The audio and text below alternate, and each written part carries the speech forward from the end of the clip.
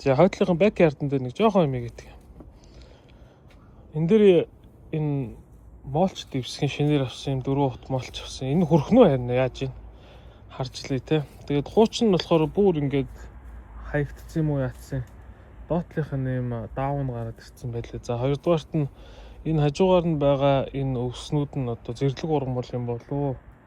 Зүгээр цэцэг мэцэг юм болов мэдэхгүй байна. Эхнэрийн утсан дээр нэг эннийх нь навчныхын зургийг авахаар зэрлэг ургамал уу, өвс үү, цэцэг үү гэдэг нь гараад ирдэг нэг тийм аппликейшн байдیں۔ Тэрүүгээр харж үзье.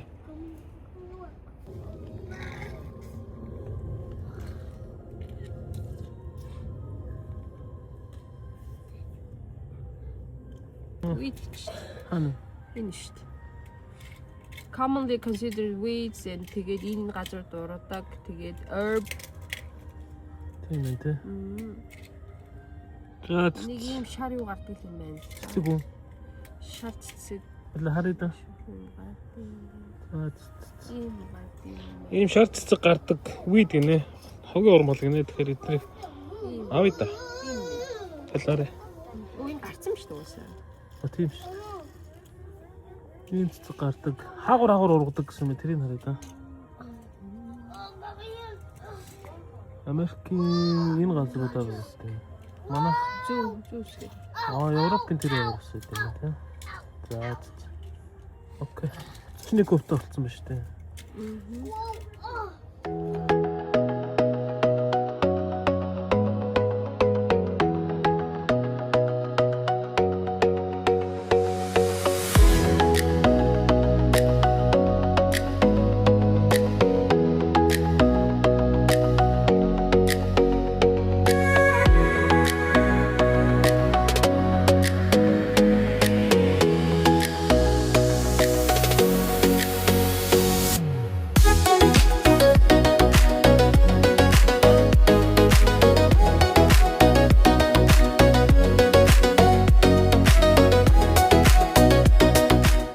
Дөрөв тийм болчих чи юу ч болдог. Энэгээр нэг жоохон харлсан байсныг л битүүлж чадлаа. Тэр нь бол энэ молчийг тавихтаа баг ийм 2-3 ороо зузаан тавьчих гоё чигд болдог байхгүй. За эхний ээлжин зүгээр иймэрхүү байдалтай л боллоо. Нөгөө молч нь бол хөрсөнгөө тэгэхээр дараа нь дэлгүүр явж ирж байгаад нэмж дахиад баг 4-5 утыг авч жагаад ямар ч байсан чигд болгоод нингэн ч гэсэн чигд болгоод ингээд тавих юм. За энэ нөгөө раббер молч гэдэг байгаа тэр нь ямар юм байдаг вэ гэхээр энэ юу угааз дугуй угааз энэ тороостойгоо хаймартайгаа тий ийм юм ингээд тавьчихдаг байхгүй. Тэгээд ер нь бол энэ чи хамгийн доод давхрт мэдээж шороо нь байж байгаа тэрний дээгүүр ийм уучиг юм дэвсээд тусгаарлаад тэгээд дээрэс нь хар шороо бордоо мордотой хар шороо юмнуудад тавиад тэгээд молч тавь.